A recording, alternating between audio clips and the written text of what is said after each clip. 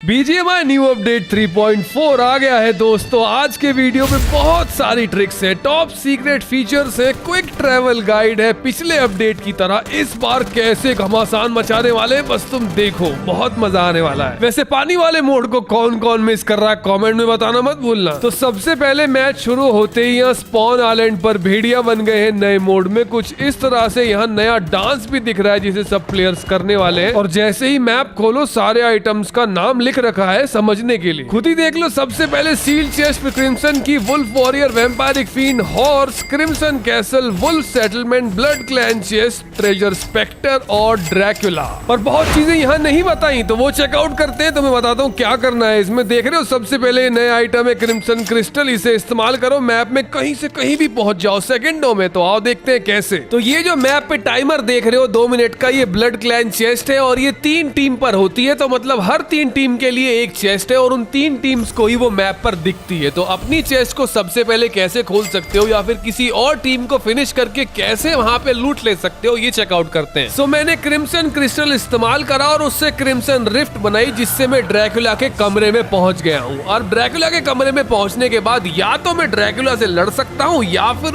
उस पोर्टल से जो कोने में बना हुआ है एग्जिट कर सकता हूँ। और क्योंकि हमारा बंदा एक बार में एक ही पत्थर उठा सकता है तो पूरी टीम 4 पत्थर उठा पाएगी और इस तरह से मैच में एक बार में 4 बार यहाँ से वहाँ जाते रह सकते हैं हम। लेकिन हमारा पत्थर हम इस्तेमाल कर चुके हैं तो दूसरा पत्थर भी उठा सकते हैं। तो मतलब 8, 12 जितनी मर्जी बार ये पत्थर ढूंढ पाओ उतनी बार इस्तेमाल करते रह सकते हो। बस एक बार में एक ही उठा सकते हैं। तो इस तरह से सरप्राइज अटैक कर सकते हैं बंदों पर। और क्योंकि टाइमर बस तब चलता है जब कोई टीम इसे अनलॉक कर देती है, तो सामने बंदे लूट रहे थे और मैं कुछ इस तरह से यहाँ लैंड हुआ और यहाँ पे प्लेयर इन एरिया भी दिख जाता है। तो उन्हें भी पता चल जाएगा कि कोई आया है और हमें भी पता चल जाएगा कि वहां पर कितने लोग हैं। पर लूटते टाइम घंटा कोई देखता है कितने प्लेयर हैं। सबको सबसे पहले सबसे अच्छी लूट जो उठानी है वरना टीममेट उठा के निकल जाएगा और यही स्कैम हो गया। तो अब बात करते हैं वुल्फ विलेज के बारे में। और जिसको यहाँ भेड़िया भगाना आता है उसके लिए तो ये वीडियो बहुत ही काम का होने वाला है, क्योंकि यहाँ भेड़िया भगाना तो बहुत ही बेसिक सी चीज रह गई है। अब मेन काम है कि बाकी क्या क्या कमाल की चीजें कर सकते हैं। तो सबसे पहले यहाँ प्लेयर इन एरिया नहीं दिखता तो कितने प्लेयर है ये पता करना मुश्किल है। पर यहाँ वुल्फ की लोकेशन फिक्स है, तो जैसे ही वुल्फ हिलेगा वहां पर पता चल जाएगा कि बंदा कहाँ छिपा है। इसलिए बंदे यहाँ कैंप करते हैं कि कोई यहाँ पे ट्री को ओपन करे और वो उसे नॉक फिनिश कर दे। इसलिए वेट करो, जैसे ही कोई एनिमी आए उसको आसानी से नॉक कर सकते हो और फिर बाद में यहाँ सारी लूट भी ले सकते हो। या फिर वैम्पायर बनने के बाद यहाँ ऊंचाइयों पे जाके बंदों को ढूंढ सकते हो। अब वैसे तो पूरे विलेज में कहीं पर भी ऊपर कैंप करके बंदे ढूंढे जा सकते हैं, अंदर ही नहीं बाहर का भी सब कुछ दिखता है यहाँ से। लेकिन फिलहाल इस पेड़ के ऊपर ही चढ़ के चेकआउट कर लेते हैं किस तरह से पहुंच सकते हैं इसके ऊपर। लेकिन यहाँ ज्यादा देर रुकना अच्छा प्लान नहीं होगा, क्योंकि यहाँ कोई भी कवर नहीं है, कहीं से भी पड़ सकती है। और ठीक इसी वजह से पेड़ के ऊपर कैंप करना बेवकूफी है। तो इसलिए यहाँ पर विलेज के अंदर बहुत सारे ऐसे टावर बने हुए हैं जहाँ पर कवर भी मिल जाता है और यहाँ आसानी से बंदों को नॉक कर सकते हैं। बस सोलो वर्सेस स्क्वाड यहाँ खेलना काफी मुश्किल है, क्योंकि यहाँ दूसरे बंदे भी कुछ इसी तरह कैंप करते दिखेंगे। अब वैम्पायर और वुल्फ तो 2 कैरेक्टर्स हैं ही, पर इसके साथ यहाँ मिनी गेम्स भी हैं जो बहुत अच्छी लूट देते हैं। तो चाहे कैसल या फिर वुल्फ विलेज नहीं जाना चाहे तो भी ये वाले मिनी गेम खेल के अच्छी लूट ले सकते हैं। पर इनकी भी एक छोटी सी सीक्रेट है और वो ये है कि यहाँ पर जितने रेड स्टोन्स हमें दिखते हैं मिनी गेम के अंदर, उनके अलावा कुछ गोल्डन स्टोन भी हैं जिन्हें अगर ढूंढ लेते हैं तो लूट और भी अच्छी हो जाती है। तो सबसे पहले तो ये 4 रेड स्टोन डिस्ट्रॉय करने, उसके बाद ये गोल्डन स्टोन अगर मिल गया तो इसे डिस्ट्रॉय कर देना। और जब 40 सेकंड के अंदर ये मिनी गेम कंप्लीट करने के बाद जब डब्बा खुलेगा तो बहुत अच्छी लूट निकलेगी। जैसे कि ये डब्बा सिर्फ एक प्लेयर एक बार में एक ही उठा सकता है, एनिमीज डब्बे को चुरा नहीं सकता और ये डब्बा मरने के बाद भी इन्वेंट्री मतलब बैकपैक में ही रहता है। रिकॉल होने के बाद भी अगर इसे इस्तेमाल कर सकते हैं। न्यू मार्केट आइटम्स में 3 नई सिरिंज है। एक तो वुल्फ बनाती है, दूसरी वैम्पायर बनाती है, पर तीसरी पावर बढ़ा देती है, जिससे हमारा भेड़िया तो बहुत बड़ा हो जाता है और हमारा वैम्पायर बहुत ऊंचा उड़ता है। तो शक्ति बढ़ाने वाला स्ट्रेंथ पोशन लगाने के बाद जब हम क्रिम्सन की बनाते हैं या फिर किसी भी तरह कैसल में जाते हैं, हम दूसरे वुल्फ और वैम्पायर से ज्यादा पावरफुल होते हैं और इस तरह हम उसका फायदा उठा पाते हैं। और अब हम बात करने जा रहे हैं इस मोड के मेन इवेंट के बारे में, जो है ड्रैकुला का कासल। तो सबसे पहले तो ये देखते हैं कि पानी वाले मोड से कैसे अलग है, क्योंकि पानी वाले मोड में हम आसानी से यहाँ से वहाँ वाटर ऑर्ब से ट्रेवल कर सकते थे, मछली से आसानी से यहाँ से वहाँ आते जाते रह सकते थे। लेकिन ये मोड उससे काफी अलग है, बस कुछ चीजें एक जैसी रखी हैं। तो आ जाओ वो चेकआउट करते हैं। सो ये देखो सबसे काम का फीचर पहले हमें ये दिख रही है ऑटो ओपन क्रेट्स, जहाँ पे हमें गन कंफर्म मिलती है तो कहीं भी ड्रॉप कर जाओ इनके पास, ये पक्का है कि वहाँ गन मिलेगी ही मिलेगी। फिर चाहे वो बेसमेंट हो, ग्राउंड फ्लोर हो या फिर बालकनी, ऊपर छतों पर भी क्रेट्स पड़ी रहती हैं। और फाइट करते हुए अगर टीममेट मारे जाएं तो इस थ्रोन पर पहुंचकर उन्हें वापस कैसल में बुला सकते हैं। बस 10 सेकंड का जो मैसेज स्क्रीन पर दिखाई देगा उसे मिस मत करना। 10 सेकंड मिलते हैं, यहाँ से जैसे ही हम एक्सेप्ट करेंगे कैसल में जहां हमारा बंदा हमें बुला रहा है वहां पहुंच जाएंगे। जिसका मतलब एक तो ऑटो रिकॉल हो गया और दूसरी बार कुछ इस तरह से अपने टीममेट्स को कैसल में बुला लो, और अगर वहां पे क्रेट में से रिकॉल कार्ड उठा लिया तो तीसरा रिकॉल भी मिल जाएगा। तो कुछ इस तरह से बार बार टीममेट्स को अंदर बुलाते रह सकते हैं। अब देखा जाए तो एनिमी को ट्रोल करने के लिए भी कुछ स्पॉट्स गेम वालों ने यहाँ बना रखे, पर बार बार हर मोड में किसी भी चीज को इस्तेमाल करके ऊंचाई पर चढ़ के बैठने का तरीका काफी पुराना हो चुका है। तो ये तो कोई भी आसानी से ढूंढ ही सकता है। पर ये अपडेट क्योंकि अभी नया आया है, तो जिन प्लेयर्स ने सबसे पहले ये चीजें ढूंढ ली उन्हें इनका सबसे पहले फायदा होने वाला है। इसलिए अगर अकेले बचे हो, टीममेट फिनिश हो गए और उन्हें अभी वापस रिकॉल नहीं कर पाए हो, तो यहाँ पर जो कॉफिन है, डब्बे हैं, इनमें छुप सकते हो ताकि एनिमी आए और उसे पीछे से नॉक कर पाओ। और खुद भी अगर ऐसे कैंपर से बचना है तो कमरे में आते ही सबसे पहले ये कॉफिन ही चेक करना। अगर उसका दरवाजा नहीं खुला तो इसका मतलब कोई एनिमी उसमें छुपा बैठा है। तो कुछ इस तरह के मार्कर पूरे मैप पर हमें दिखेंगे। ये एक मिनी गेम है जहां स्टैच्यू को जाके एक्टिवेट करना पड़ता है, और अगर ये ना दिखे तो समझ जाओ या तो कोई उसे लूट चुका है या अभी लूट रहा है। और क्योंकि ऐसे बहुत सारे स्टैच्यू पूरे मैप पर हैं, तो इनकी फिक्स लोकेशन एक दो बार देखने के बाद, एक दो मैच खेलने के बाद पता चल जाएगी और समझ जाओगे कि कहां पर ये मार्कर दिख रहा है और कहां पर नहीं दिख रहा है। तो जहां नहीं दिख रहा है समझ जाओ वहां कोई बंदा हो सकता है। अब क्योंकि इस तरह की भागने वाली क्रेट्स भी इस मिनी गेम के अंदर दिखती हैं, तो जो भी बंदा इन्हें लूटने आएगा इनके पीछे इस तरह भागता दिखाई देगा तो वो आसानी से पकड़ा जाएगा, छुप भी नहीं सकता। तो इस तरह से उसके इजी किल्स मिल सकते हैं।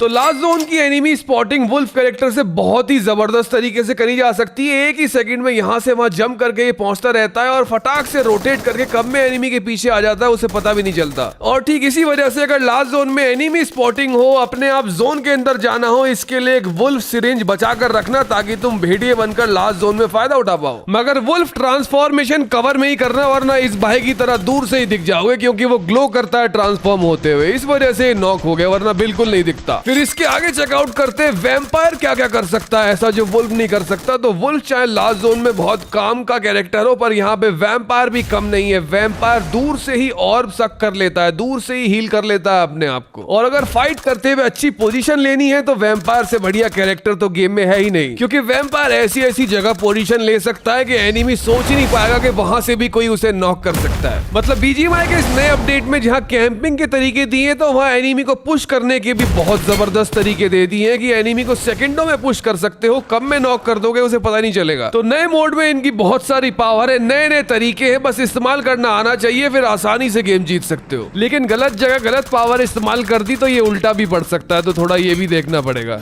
और इसलिए अब बारी है इन सारी चीजों के सीक्रेट्स को पता करने की। जितनी भी नई चीजें, नए आइटम्स गेम के अंदर ऐड हुए हैं, प्लेयर्स किस तरह से इनका एडवांटेज उठा सकते हैं, फायदा उठा सकते हैं गेम खेलते हुए। तो सबसे पहले MP7 पिस्टल की सीक्रेट ये है कि ये दोनों हाथों में पकड़ के चलाने वाली पिस्टल इसलिए ऐड हुई है कि जो प्लेयर्स असॉल्ट राइफल और स्नाइपर रखते हैं अब वो पिस्टल रख के क्लोज रेंज में फाइट ले सकते हैं, इससे उन्हें SMG रखने की जरूरत नहीं है। फिर होवरक्राफ्ट के शीशे बुलेट प्रूफ होने के साथ साथ इसकी सीक्रेट ये है कि जब पानी से जमीन और जमीन से पानी में प्लेयर्स व्हीकल बदलते हैं तो नॉक हो जाते हैं, लेकिन इसके आने की वजह से अब ऐसा करने की जरूरत नहीं पड़ेगी, तो ये इसलिए ऐड हुआ है। और पानी के अंदर अगर इसकी स्पीड चेक करी जाए तो 100 किलोमीटर/आवर से तो तेज ही भाग रहा है, और पानी के अंदर से पानी के बाहर आते ही लैंड पर आते ही थोड़ी सी कम कर देता है अपनी स्पीड को, लेकिन उतनी कम नहीं होती है। पर सबसे अमेजिंग सीक्रेट तो इसकी ये है कि ये BRDM की तरह बुलेट प्रूफ होने के साथ साथ BRDM से तेज चल लेता है और कोनों में फंसता नहीं है। जैसे बाकी सारे व्हीकल्स जो हैं, गाड़ियां, नाव वगैरह कोनों में फंस जाते हैं, ये कोनों में आसानी से घूम जाता है। देख रहे हो कितनी कम जगह में घूम गया। इसलिए होवरक्राफ्ट आज तक का अकेला ऐसा गेम का व्हीकल है जिसके अंदर थोड़े थोड़े बाकी सारे व्हीकल्स के फीचर है। तो ये ऑल टेरेन व्हीकल है और काफी काम आने वाला है प्लेयर से खेलते हुए। इससे बंदों को नॉक कर दो, कवर बना लो, बहुत कुछ कर सकते हैं। बस दिक्कत ये है कि क्योंकि ये बुलेट प्रूफ है तो इसके अंदर बैठा हुआ प्लेयर भी बाहर वाले किसी भी प्लेयर पे गोली नहीं चला सकता, तो BRDM की तरह इसका भी वही सीन है। तो अगर इसमें बैठे बैठे किसी एनिमी को स्पॉट कर लिया तो बाहर निकल कर ही मारना पड़ेगा। फिर इरांगल मैप के साथ साथ मिरामार मैप पर भी होवरक्राफ्ट ऐड कर दिया है, तो हो सकता है आने वाले अपडेट्स में बाकी मैप्स पर भी ये दिखे। और फिर हॉर्स, ये नया 2 सीटर व्हीकल अभी तक गेम वालों ने सिर्फ थीम मोड के अंदर ही ऐड किया है, तो जरूरी नहीं नहीं है कि ये आने वाले अपडेट्स में बेसिक इरेंगल मैप पर दिखेगा, क्योंकि अभी तक ऐसा कुछ कंफर्म नहीं है। लेकिन इसकी सीक्रेट ये है कि ये बहुत ही आसानी से ऊंचे नीचे रास्तों पर निकल जाता है। इसे सेब खिलाकर इसका स्टेमिना और हेल्थ दोनों प्लेयर्स फुल कर सकते हैं और इसे अपने पास तक बुला सकते हैं सीटी बजाकर। तो घोड़ा 50 मीटर की रेंज में है तो बंदे के पास आ जाता है। फिर BRDM और होवरक्राफ्ट की तरह एक ही टीम के बंदे एक बार में घोड़े पर बैठ सकते हैं, अलग टीम का बंदा नहीं बैठ सकता। तो यहाँ पे 2 बंदे बैठकर दोनों असॉल्ट राइफल से फायर भी कर सकते हैं, क्योंकि इसमें ऑटो पायलट मोड भी है। जब ड्राइवर गन पकड़ता है तो घोड़ा उसी डायरेक्शन में सीधा सीधा दौड़ता जाता है और 90 किलोमीटर पर आवर तक दौड़ सकता है। जिसका मतलब अकेले हो एक घोड़े पर तो अकेले गोली चलाओ, और अगर टीममेट भी है अपने अलग घोड़े के साथ तो फॉलो करके दोनों गोली चलाओ, क्योंकि फॉलो ऑप्शन भी है। तो इस तरह से पूरा स्क्वाड एक दूसरे को फॉलो कर सकता है और फॉलो करने के बाद गोली चलाते हुए जा सकते हैं। पर इतना ही नहीं है, अगर पीछे वाले ने आगे वाले बंदे को फॉलो कर रखा है तो गोली चलाते चलाते सीट चेंज भी कर सकता है बुलेट से डॉज करने के लिए। देख रहे हो कितने सारे कमाल के फीचर्स एक घोड़े में दे दिए गेम में, क्योंकि ये घोड़ा अपने आप दीवार कूद जाता है, फिर पानी के अंदर भी तैरने लगता है। बल्कि इसका फ्यूल भी कभी खत्म नहीं होता, क्योंकि इसके अंदर फ्यूल डलता ही नहीं है। सेब खिलाओ, स्टेमिना बढ़ाओ, या फिर थोड़ी देर के लिए घोड़े को खड़ा कर दो, अपने आप स्टेमिना फुल हो जाता है। और जो ब्लड फायर वॉरहॉर्स है, मतलब लाल वाला घोड़ा, वो तो डबल जंप करता है। तो वो इस घोड़े से भी एक कदम आगे है, क्योंकि जहाँ नॉर्मल घोड़ा नहीं पहुंच सकता, ये ब्लड फायर वॉरहॉर्स वहां भी पहुंच सकता है और उसके ऊपर से भी कूद सकता है। फिर नई सेल रिवाइव किट AED की सीक्रेट ये है कि इसका वेट 20 है और अब ये नॉर्मल बेसिक इरेंगल मिरामार बाकी मैप्स पर भी ऐड कर दी गई है। अब ये थीम मोड आइटम नहीं है, अब ये पूरे गेम में हर जगह मिलेगी। तो ये नई सेल रिवाइव किट पुरानी से बिल्कुल अलग है, इसकी आवाज भी अलग है, इसका रिवाइव इफेक्ट भी अलग है और इसको यूज करने का तरीका, एनिमेशन वगैरह सब अलग दिख रहा है। तो नए अपडेट में एक नया अरीना मैप जो ऐड करा है, इसके बारे में हम पहले बात कर तो चुके हैं, पर इसकी कुछ और चीजें हैं जो गेम के अंदर अब गेम वालों ने बताई हैं। जैसे कि ये अरीना मोड खेलने से अच्छे पॉइंट्स मिलने वाले हैं। नया कैजुअल सीजन जो गेम के अंदर ऐड हुआ है, उसके अंदर मिथिक रिवॉर्ड्स वगैरह भी हैं, तो उन्हें कलेक्ट करने के काफी काम आने वाला है। सो जैसे रैंक मोड खेलो और रैंक अप करो, उससे आउटफिट्स वगैरह भी मिलते हैं और काफी ज्यादा रिवॉर्ड्स अनलॉक होते हैं, स्पेशल करेंसी अनलॉक होती है। बिल्कुल वैसे ही यहाँ पर भी स्पेशल चीजें अनलॉक होने वाली है, पॉइंट्स अनलॉक होने वाले हैं, आउटफिट्स मिलेंगे, स्किन्स मिलेंगी, बहुत कुछ है। जैसे ये देखो क्लासिक के साथ कैजुअल सीजन दिख रहा है और यहाँ पर पूरे मिशंस आ चुके हैं इसके, और ये तभी कंप्लीट होंगे जब हम अनरैंक्ड मोड्स खेलेंगे। और नया अरीना मैप भी अनरैंक्ड के अंदर ही आता है, तो जितने ज्यादा अनरैंक्ड मोड्स वगैरह खेलकर हम यहाँ मिशन पूरे करते रहेंगे, उतने ज्यादा हम रैंक अप करते रहेंगे गेम में। वैसे देखा जाए तो सारे मिशंस अनरैंक्ड मोड के नहीं है, मिक्स मिशंस हैं, लेकिन अनरैंक्ड मोड खेलकर कंप्लीट कर सकते हैं, ऐसा है। और यहाँ पर भी हम एस टियर तक पहुंच सकते हैं, बस वो कैजुअल एस है। और अब कुछ ऐसी सीक्रेट्स गेम के बारे में जो हमने पहले डिस्कस नहीं करी थी, जैसे 2 नए कैरेक्टर जो वैम्पायर और वुल्फ है, इसकी ट्रांसफॉर्मेशन सिरिंज लगाने के बाद हमें कुछ ऐसी सीक्रेट पावर्स मिलती हैं जो गेम के अंदर काफी काम आएंगी। सबसे पहले वैम्पायर का मोबाइल एरियल कॉम्बैट, जो पहले एनिमी को डैमेज भी कर रहा था, लेकिन अब फाइनल वर्जन के अंदर, फाइनल अपडेट में, ये एनिमी को डैमेज नहीं करता, सिर्फ बुलेट डॉज करने के काम आता है। क्योंकि जैसे ही हमारा बंदा वैम्पायर बनता है, इसके पंख निकल आते हैं और सारी बंदूक छिन जाती है इससे, तो कोई भी बंदूक नहीं होती इस्तेमाल करने के लिए। और इसीलिए ये रेड ऑर्ब काम आता है, जिसके अंदर हील भी नहीं कर सकते और इससे थोड़ा सा डैमेज भी कर सकते हैं प्लेयर को हिट करने के बाद। फिर ये सूप डाउन अटैक एनिमी के ऊपर सिर्फ तब इस्तेमाल करो जब उसकी एचपी लो हो, वरना एनिमी गन से उल्टा हमें ही नॉक कर देगा, क्योंकि ये इतना ज्यादा लो नहीं करता एनिमी की एचपी को। फिर वैम्पायर सब और भी दूर से एनिमी की एचपी को एब्जॉर्ब कर सकते हैं और उनके पास खुद चल के आ जाता है। अब वुल्फ का क्लॉ अटैक एनिमी पर बिल्कुल भी काम नहीं करता, क्योंकि आधे टाइम तो इसे लगता ही नहीं है, और जब लगता है तो बहुत कम एचपी डैमेज करता है। तो ये तो बिल्कुल भी तरीका नहीं है एनिमी से फाइट लेने का। लेकिन वुल्फ का ये एक कमाल का फीचर काफी काम का है। हाउल फीचर से इसके पूरे टीममेट्स को स्पीड हैक मिल जाता है। थोड़ी देर के लिए पूरे टीममेट जो इसके आसपास है काफी तेज भागने लगते हैं वुल्फ के साथ साथ। अब डे नाइट वेदर बस इवेंट पर ही बदल रहा है, पूरे इरेंगल मैप पर नहीं बदल रहा। और क्रिम्सन की का नया सीक्रेट की है, जोन के अंदर वाली कैसल में ड्रॉप करता है, जोन के बाहर वाली में अब काम नहीं कर रहा। तो ठीक है, फिर मुझे गिन के बताओ कितनी सीक्रेट्स हमने डिस्कस करी आज के इस वीडियो में। मिलते हैं अगली वीडियो में। Love you all.